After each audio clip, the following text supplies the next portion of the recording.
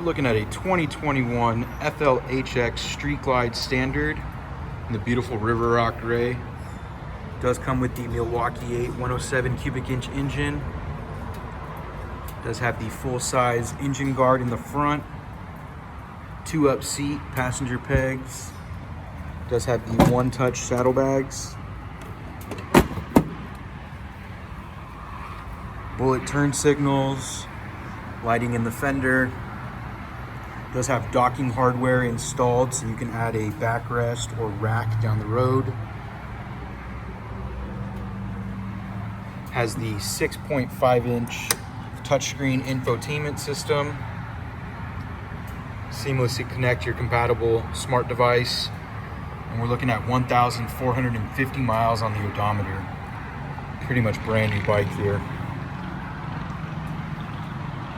Has that iconic fork-mounted Batwing fairing.